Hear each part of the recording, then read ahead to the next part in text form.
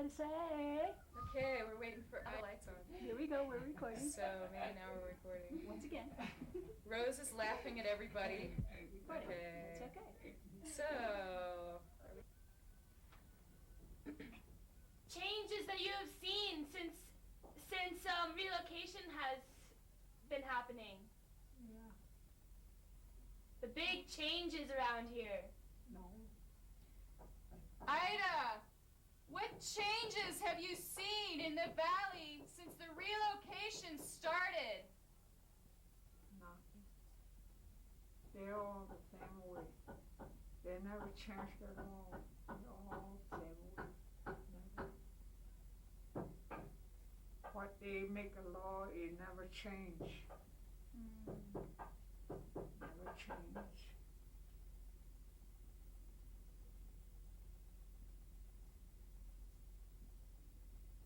Yes, sir.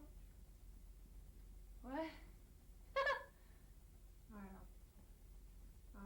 I'm Mrs. Clinton.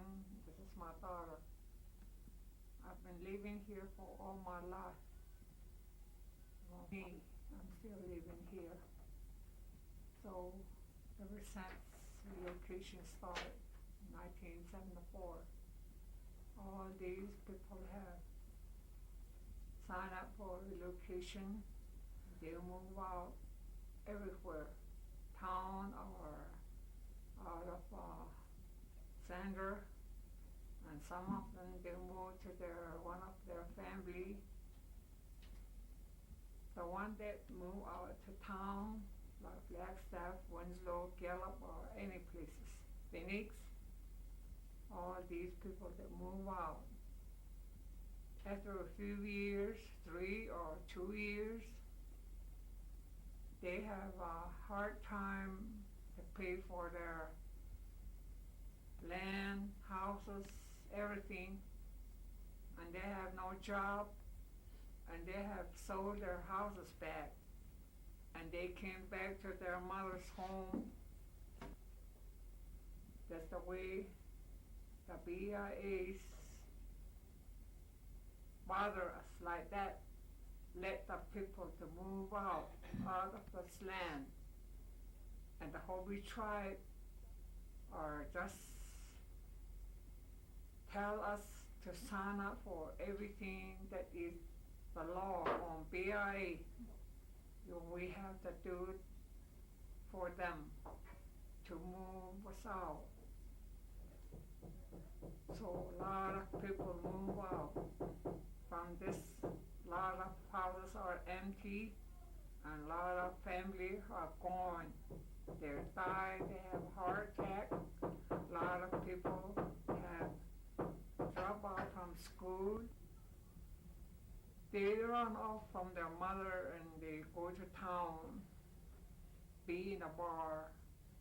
A lot of them, they date, even the man, woman. That things that happen to us. Beside that, we have living with our livestock for all our life, to use it for our family. We use for the food, the sheep and the cattle. Now, livestock from us. Some of them have nothing. Some have only 10, 5, 15, that's all. Not over great. Me, I'm here. I only have 5 sheep and 2 horses. That's all. They gave it to me. I asked them I could have more, and they say no to me. I have that much for all my life. I have whole family. I have 7 kids and the grandkids. I'm going to 2 generations now. I'm a grandma. So how could we help the kids? They don't want to give them home to house, he stay here. That's the way they treat us. We're just suffering from everything that's hurting us. So we're trying to be pleased to the Hopi tribe to stop everything, but they won't. They always say it's the BLA's law. That's why we're working for it. They don't trust us what we ask for, and they don't trust us what we need. We need help. They don't trust us. We have to go to the BLA office or Navajo tribe. If we need help, we ask the Hopi tribe, BLA and Navajo tribe. If they say no, they won't help us. So we give up to everything. So myself, I ask a lot of time I need help to fix my house. And they say they haven't decided to fix my house. And they told me that's because I didn't sign it for a lease. That's why they don't help me no more. So they told me I could decide it, and then I say, I don't know. I decided or no. So I can talk with my kids, what they're gonna say, and I ask them if we have lease for 75 years, after that, what's gonna happen? And from there, what's gonna do with us and the kids? They never tell us how we're going to have lease to be used and how we're going to be stay in the have a lease, have a home, fix the house, have built another home. Don't know yet. They never tell us anything about it. They just come around, rush around to home to sign up the paper for the lease. The Hopi tribe did that to us. So everybody have not decided yet. Some of them, they sign it. So they don't understand, and myself, I don't understand. The paper they have, I don't know what's written on it. They didn't give it to us. What it means and how to use it, maybe the kids can use, but we don't know. Myself, I don't understand. That's why I can't decide it. They never tell us about those home site lease to use it. There's a lot of things that never tell us.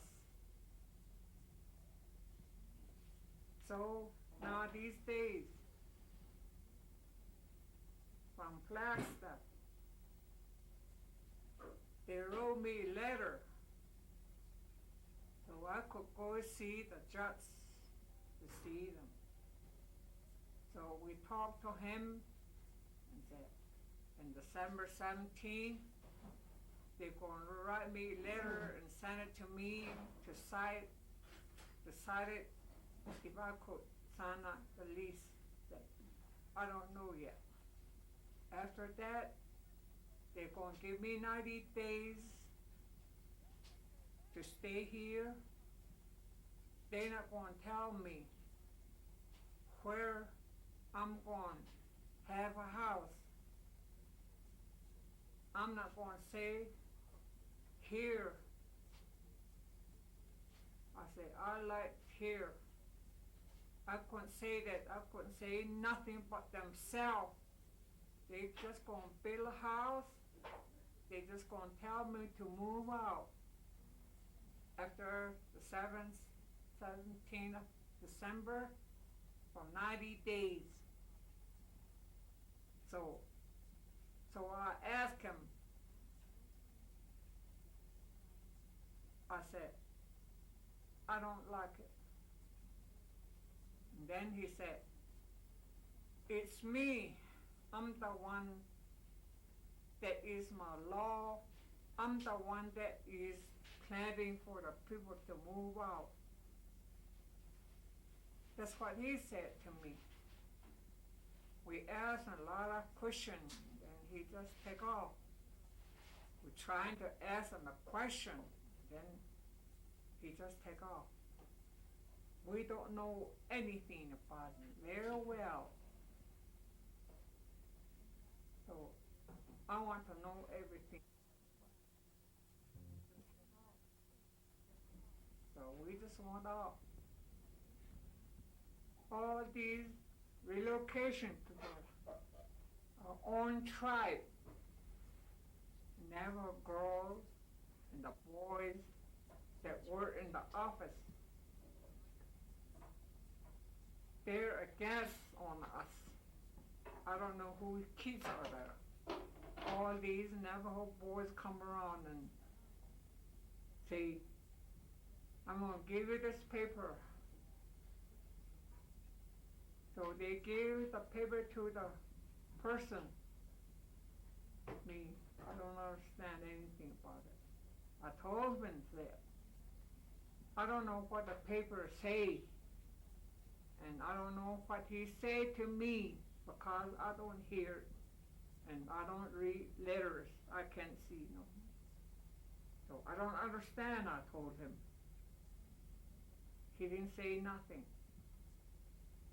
And Rose, they're going to build a house by herself. And I asked him, if you build a house for her, she stay on the other side of me, who's going to take care of her? She don't understand anything about it. She don't take care of herself. She don't cook. I have to take care of her. When that happened, if she gets sick, who's going to help you? I told her, you? And then he didn't say nothing. And myself, who's going to take care of me? He didn't say nothing. And my son Jarl, he's going to have the other side of the house too.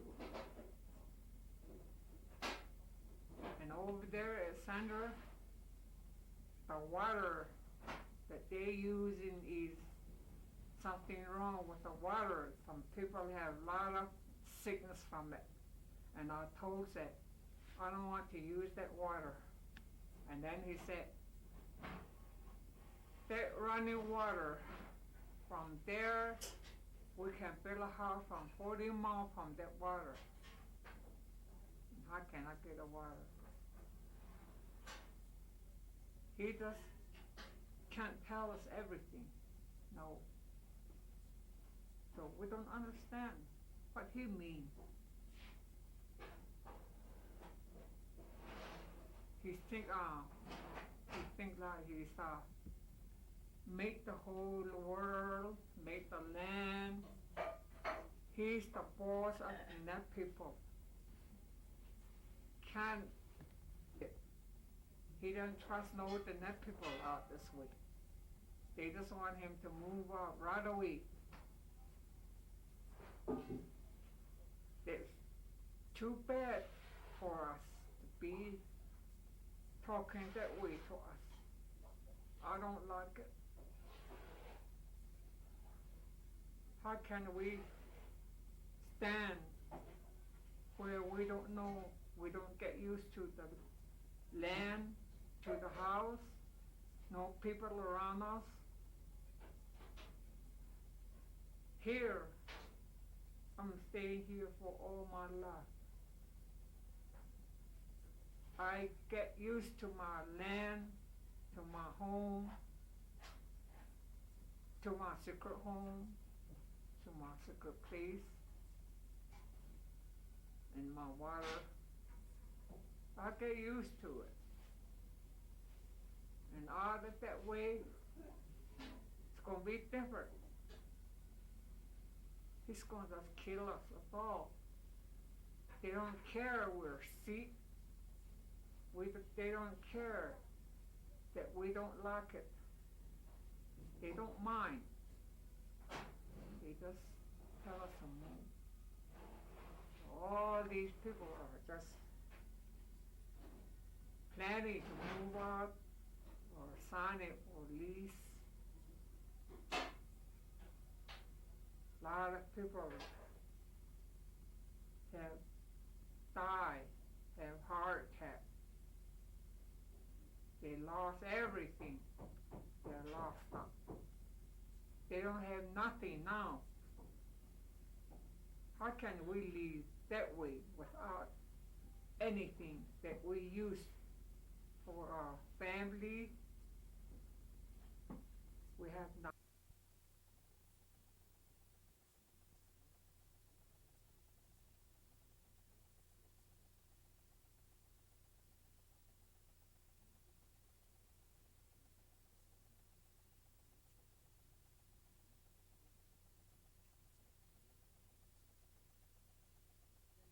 Roberta Blackboat, Janae Elder, Kaikasimovi, Arizona, May 22nd, 1999.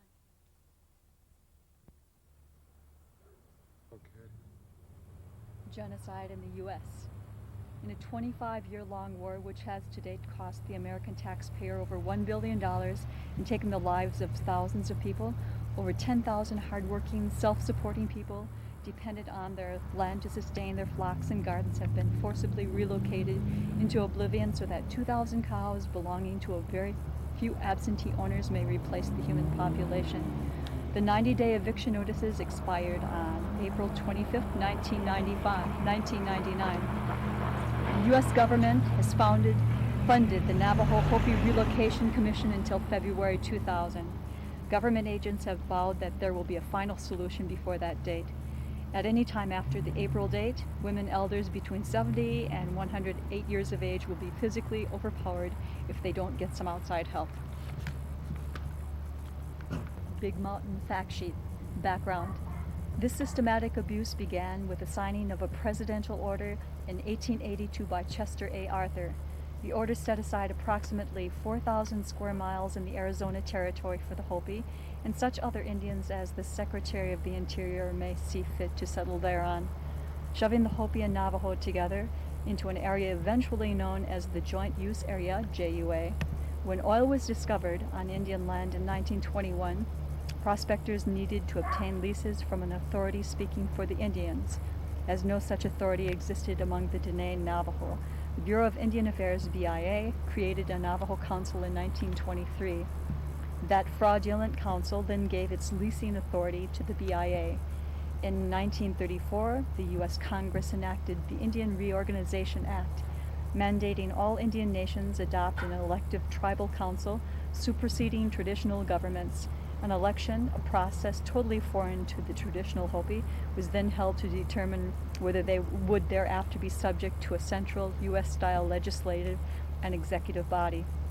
Virtually all of the traditional Hopi majority refused to vote, thereby losing the election to the small minority of progressives who did vote. This foreign system then emerged to deal with the U.S. government and energy companies. Recent history. In 1949, Karamagi Corporation discovered uranium deposits in the area, and in 1951 began mining and milling operations. In the 1950s, huge coal deposits were discovered in the Black Mesa area and leased to Peabody Oil Company for strip mining. John Boyden, one of Peabody's lawyers, represented the Puppet Hopi Tribal Council, a clear conflict of interest. Large deposits of uranium, coal, oil, and natural gas have since been found within the JUA.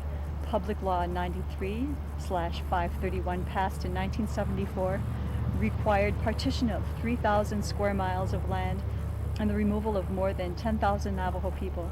Big Mountain is located in the center of the JUA, now redesignated as the Hopi Partition Lands, that's HPL. The people of Big Mountain trace their occupancy of the area back for centuries. The cleared lands are not only some of the most energy and mineral-rich lands in the world, but they are also crucial to the global climatological balance. Several studies have shown that these lands are essential in maintaining the world's electrical and magnetic balance, a main regulator of global weather patterns. The dispute between the Hopi and Navajo tribal councils is over income derived from mineral leases and U.S. aid. The Big Mountain Dene and traditional Hopi people do not recognize the authority of these councils and are united in their opposition to this development. Energy companies and bad legal advice. PL 93/531 was passed as the result of a campaign by special interest attorneys, some of whom were under contract both the Hopi Tribal Council and Peabody Coal Company, the largest leaseholder on reservations. The Hopi and Dene's difficulty is that they find themselves confronted with the seemingly insatiable U.S. energy needs. These needs are being met by the destruction of Indian religious freedom, land, graves, air, and water. In return, 1/3 of their homes have electricity. Royalties paid for the coal mined on their lands are as low as 15 cents a ton and no higher than 37.5 cents a ton, cheaper than a bottle of soda pop. The resistors receive none of this money accepted by the tribal governments on their behalf. Even today, there is no legal redress of grievances offered to the Dene. Radiation, danger, and water sources. With few exceptions, uranium is located on the remaining land base of indigenous people, and they are consequently suffering the effects of radiation.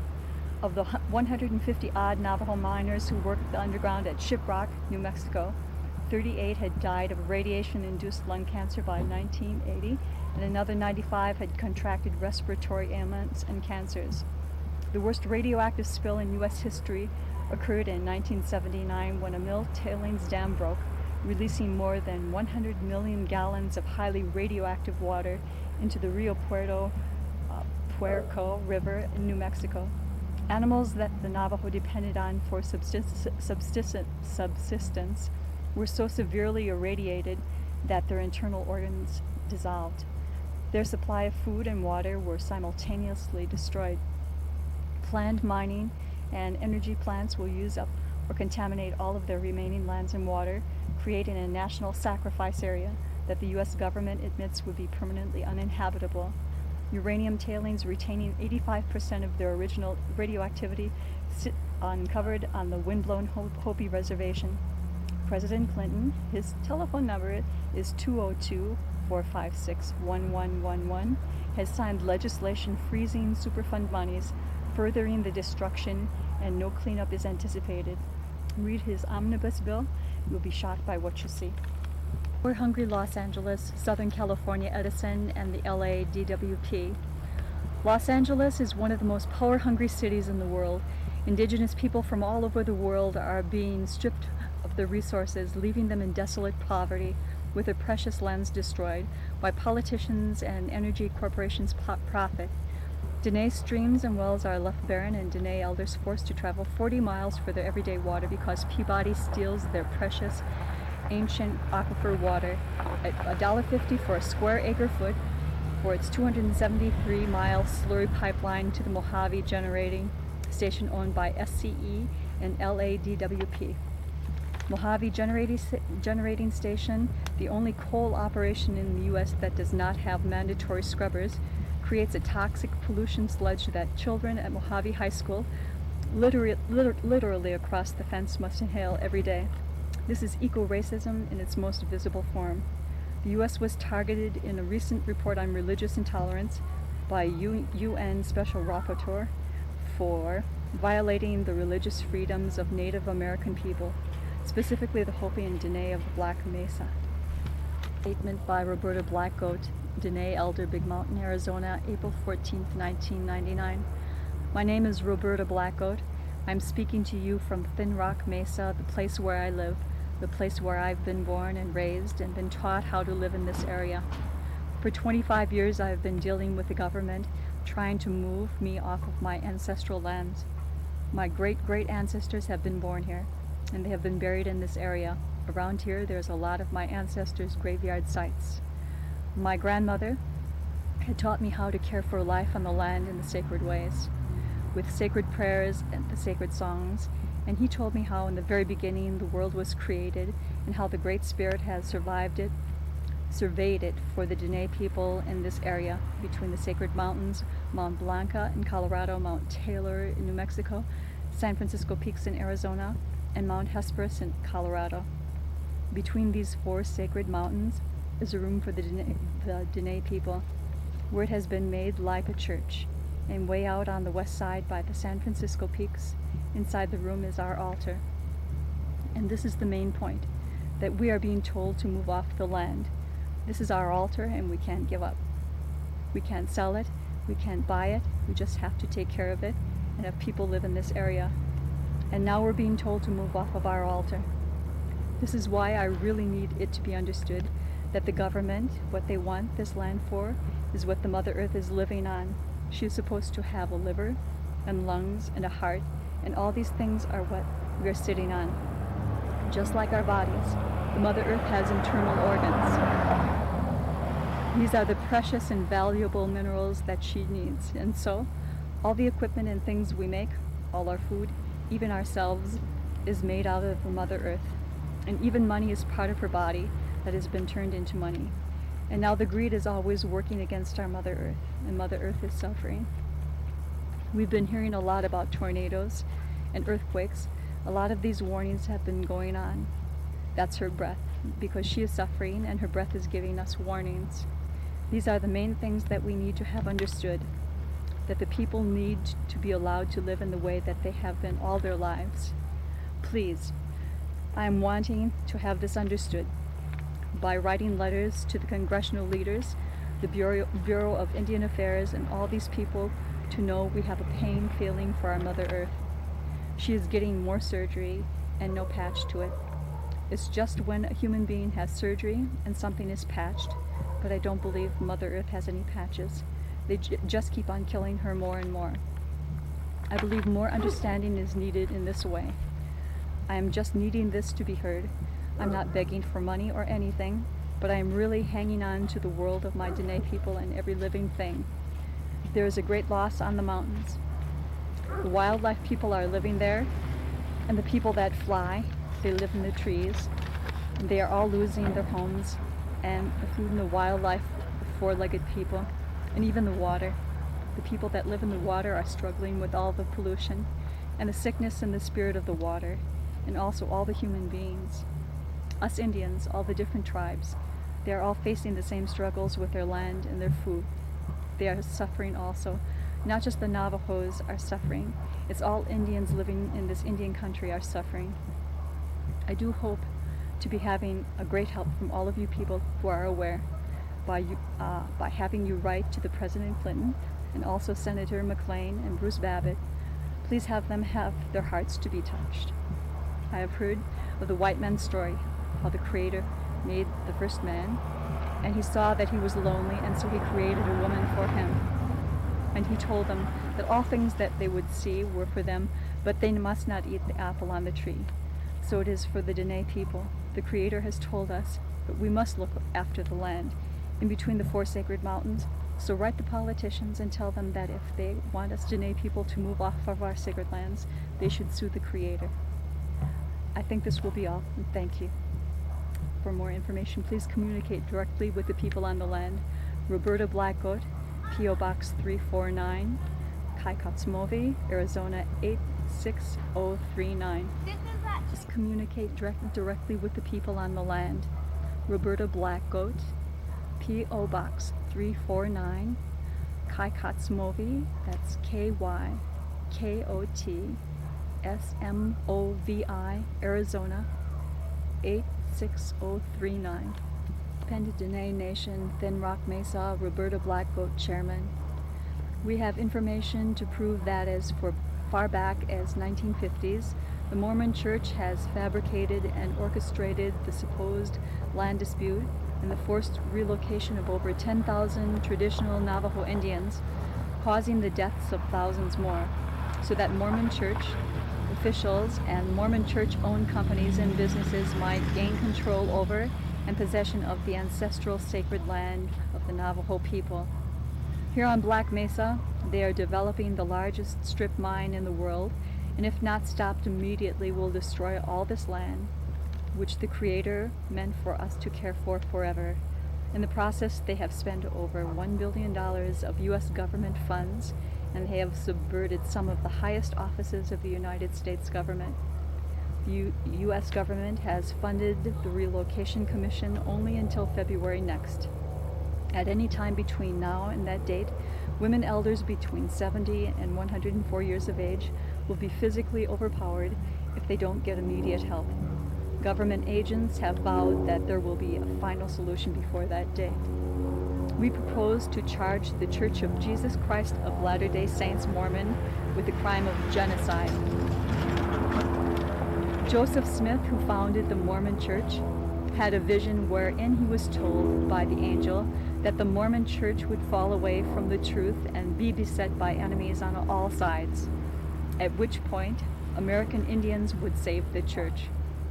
Ever since that prophecy was revealed, the Mormon Church has been actively eradicating Indian culture everywhere within the church's sphere of influence, and has focused on converting Indian people to Mormonism by any means possible, including the systematic kidnapping of Indian children by legal methods and otherwise. We propose to interpret Joseph Smith's prophecy as giving ecclesiastical authority to Indian peoples to save the Mormon people from their own corrupt church government, and in the process stop this environmental disaster and these blatant acts of genocide. To do this, we need Indian people everywhere to help us document and record the Mormon Church's past and present genocidal acts against all Indian peoples. This can be done by people going to their own families and talking among themselves about their families' knowledge of the Mormons. Many Indian nations have been subjected to genocide, the destruction of cultures and peoples by the Mormon Church. Please help yourselves by helping us to stop this atrocity. We want to share knowledge of these crimes and our ideas of how to proceed with Indian leaders and other interested parties everywhere. Please try to contact us. You are welcome here among us. And please hurry. Roberta Blackgoat, P.O. Box 349, Kykotsmovi, Arizona 86039. That's Kykotsmovi, Kykotsmovi, Arizona. Prepare for the eviction of Dene residents. Hopi Rangers practice firearm techniques with new semi-automatic pistols. New equipment and regular training are helping them meet Hopi Tribal Council mandates to step up enforcement.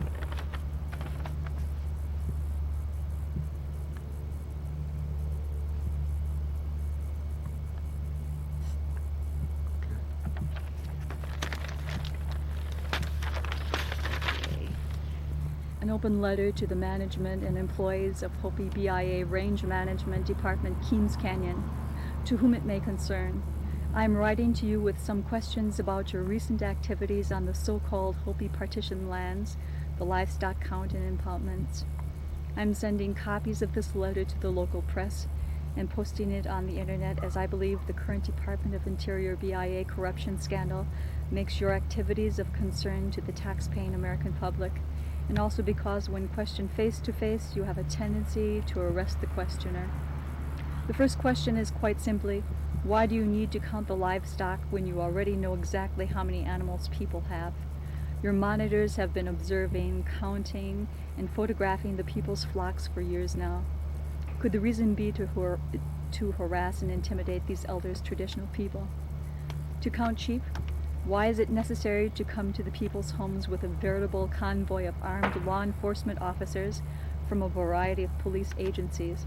Once again, could the reason be to harass and intimidate? When you come to count the sheep, why is it necessary to come loaded down with cameras and video equipment? Are you hoping to get on the cops' TV show, or is it to harass and intimidate the people in their homes? I noticed that when entering Hopi villages, there are huge signs warning people not to photograph as it is disrespectful. Do not the residents of the HPL deserve a similar courtesy?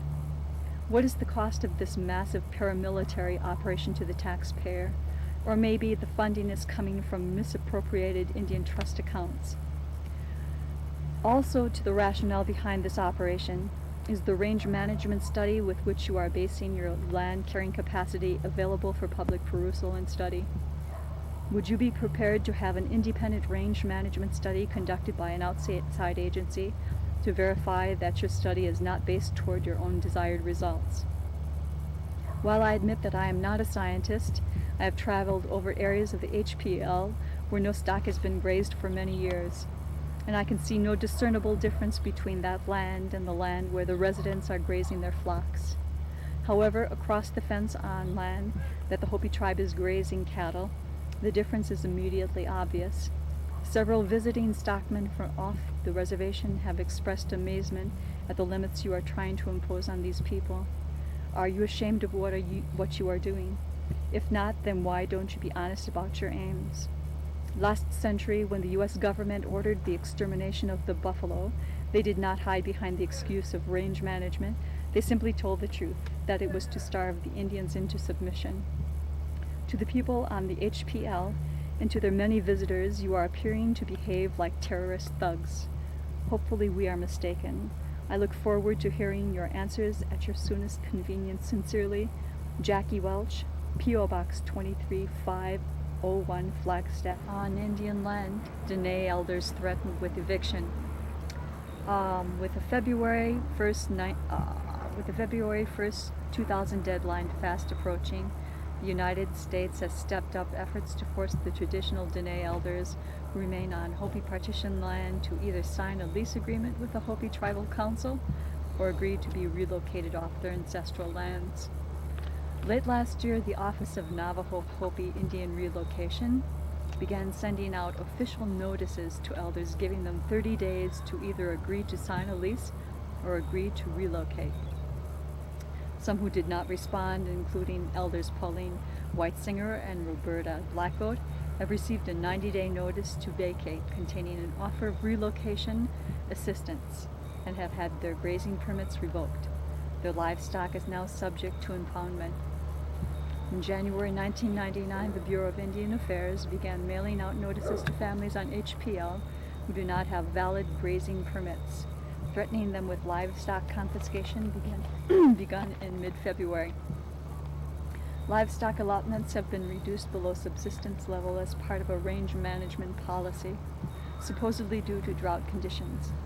Forced relocation policies, however, have already reduced the number of Dene residents on HPL significantly, about 80% over the last 25 years, from maybe 10,000 to 12,000 people down to a maximum of 2,000. The amount of livestock being grazed has similarly been reduced, 95% according to one estimate. Continued threats of further livestock reduction threaten the very existence of the elders dependent on the herds for food, wool, and trade. Harassment of the remaining elders on HPL has increased, quite likely to convince them to leave. Traditional people living in isolated conditions have been driven to a state of panic. Elders report being threatened with jail or eviction from their homes if they do not sign relocation papers. Hold on. Oh, there's also a hair in your mouth. Good.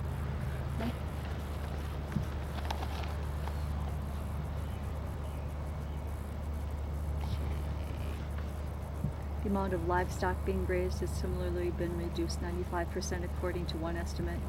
Continued threats of further livestock reduction threaten the very existence of the elders dependent on their herds for food, wool, and trade. Harassment of the remaining elders on HPL has increased, quite likely to convince them to leave. Traditional people living in isolated conditions have been driven to a state of panic. Elders report being threatened with jail or eviction from their homes if they do not sign relocation papers. Armed men have been arriving at isolated hogans, intimidating elder residents. In addition to livestock being impounded on open range land, animals have been confiscated from corrals. Impoundment fees charged before livestock will be returned are exorbitant, sometimes more than it would be to cost to purchase an animal.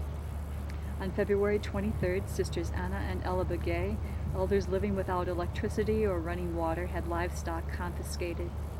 Anna has signed an accommodation agreement with the Hopi tribe, but was not issued permits for her animals. While the sisters were away from home, Anna attending a community meeting about the threatened livestock impoundments BIA and police officers took from their corral 2 horses, their only means of transportation, and 3 donkeys, used to haul water and firewood and to plow their field. There were eyewitnesses to this illegal confiscation, but apparently BIA officials involved lied, claiming the animals were not taken from the corral. Anna and Ella have since recovered their livestock. The day before, Rena Babbitt Lane had her horse seized from her corral and was presented with a bill of over $800, the cost of impoundment. Gesundheit. Gesundheit.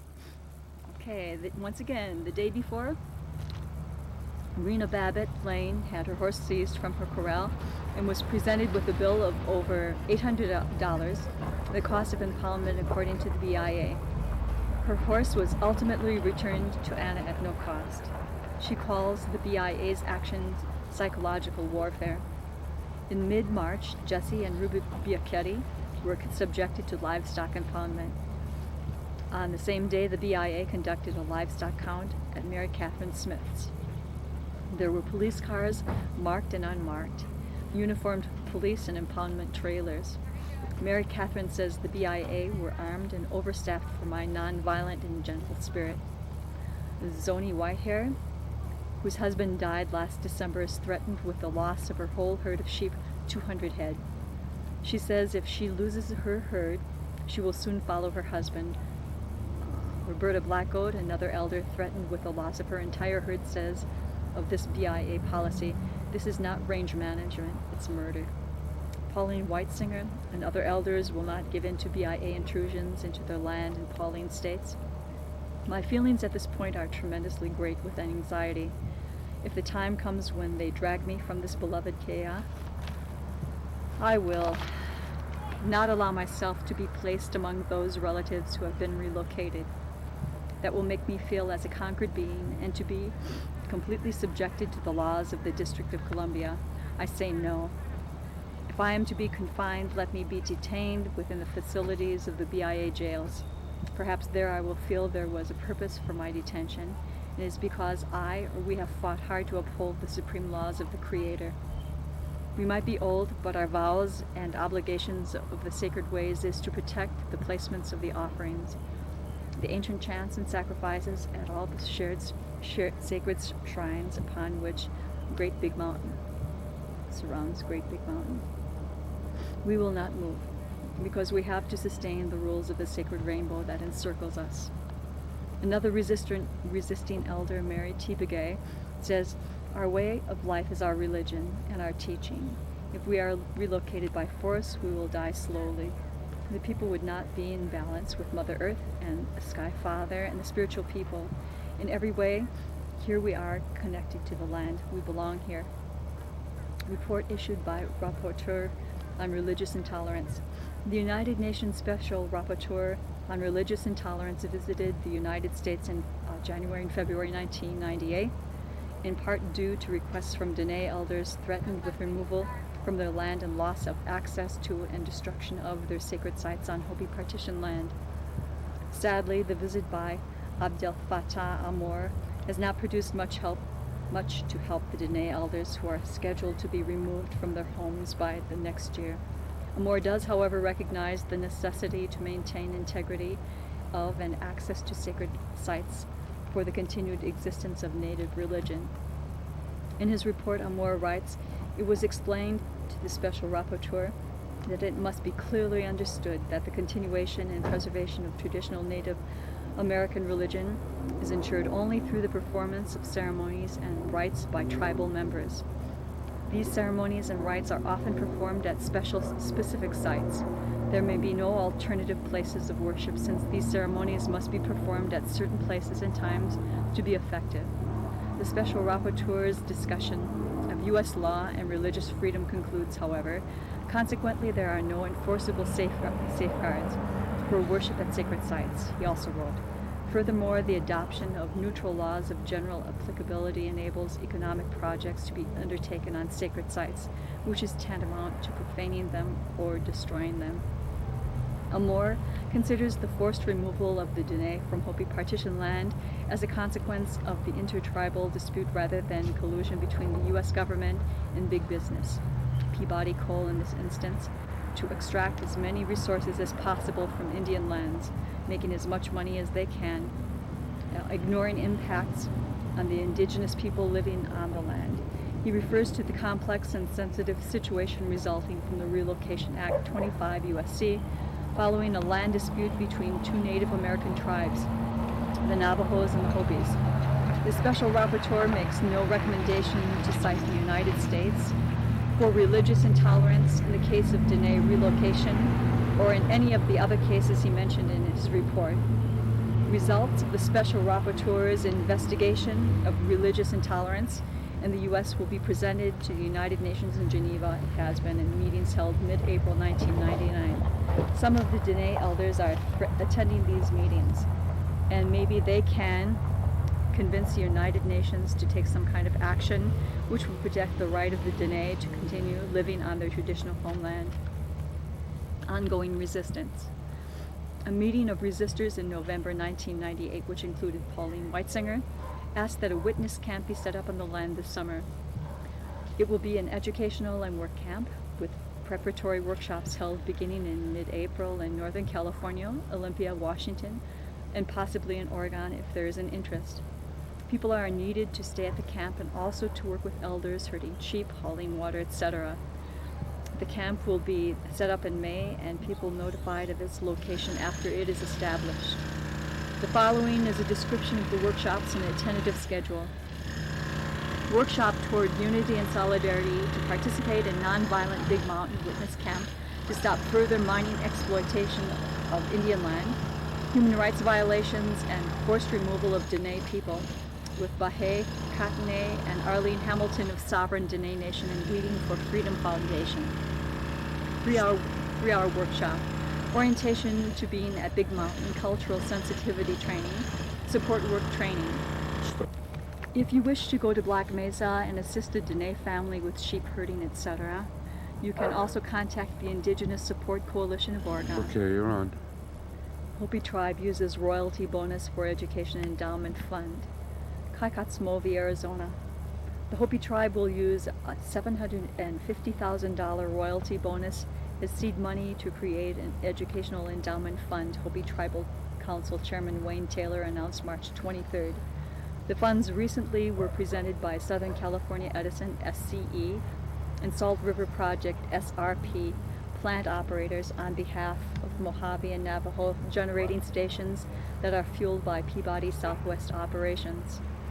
I am pleased to accept this check on behalf of the Hopi Tribe, said Chairman Taylor. This bonus provides a much-needed boost to the tribe's efforts to secure long-term funding for Hopi educational needs. In the past few years, we have witnessed a steady rise in tuition and post-high school educational costs, resulting in financial hardships for our students, he continued. In the next month or so, we will present the Hopi Tribal Council with a plan to set aside a portion of these dollars for the endowment. Once established, the endowment, through an income it generates, will provide for scholarships, internships, and other educational needs, said Chairman Taylor. The Chairman's office, with the support of the Hopi Tribal Council, the Hopi Office of Education, and others, will raise additional funds to augment the endowment fund. Our goal is to raise $10 million that will provide sustainable funding for education, said Chairman Taylor. As we all know, the coal will not last forever. However, establishing a fund that lasts forever provides educational security for our students far into the future. Southern California Edison is very pleased to offer its share of this bonus to the Hopi Tribe, said Kevin Cini. Manager of Energy Supply and Marketing for SCE. It tells us that the Mojave Generating Station is performing well for all of its owners. But more importantly, this money supports and expands the educational opportunities and programs for the Hopi people. The Black Mesa and Kayenta mines have operated nearly 3 decades, annually producing about 12 million tons of coal for the Mojave Station near Laughlin, Nevada, and the Navajo Station near Page, Arizona. The plants produce electricity for more than 2 million Southwest homes and businesses. We're proud of the tremendous economic benefits coal mining brings to Hopi villages, and we're gratified these funds will provide seed money to create a valuable legacy for Hopi youth, said Peabody Southwest Operations Group Executive Doug Wagner. The wisdom these scholars brings to villages will lead the tribe through the next millennium. The bonus is part of a 1998 joint royalty agreement that increases the Hopi's annual revenue by more than $1 million, as well as provides tiered bonuses when the mines reach certain production levels. Annual royalty payments are based on tribal ownership of the mineral resources and historically have provided about 80% of the Hopi's annual operating budget. Chairman Taylor also expressed his appreciation to the Hopi tribe's energy team for its role in royalty negotiations. The owners of the Navajo Generating Station are proud of the production and reliability achieved by the station's dedicated workforce during 1998, said David Aragini, SRP's Associate General Manager of Power, Construction, and Engineering Services. We are pleased that the success of the station resulted in coal deliveries, which has made this bonus payment to the Hopi tribe possible. We are proud to be part of the Hopi tribe's plan to further the educational dreams of their members. Peabody Western Coal Company operates the Black Mesa and Kayenta coal mines through these agreements with the Hopi tribe and Navajo Nation. The leases were originally signed in 1966 and have provisions for negotiating royalties every 10 years if any party requests a review. New Hopi royalty rates were renegotiated in 1987 and again in 1998. The Mojave Generating at Laughlin, Nevada is owned by SCE, Nevada Power Company, Salt River Project, and Los Angeles Department of Water and Power, located in Page, Arizona. The Navajo Generating Station is owned by SRP, the Los Angeles Department of Water and Power, Arizona Public Service Company, Nevada Power Company, Tucson Electric Power, and the U.S. Bureau of Reclamation. Since operations began, the Black Mesa and Kayenta mines have injected more than $1.2 billion into tribal and regional economies in royalties, taxes, wages, and charitable contributions.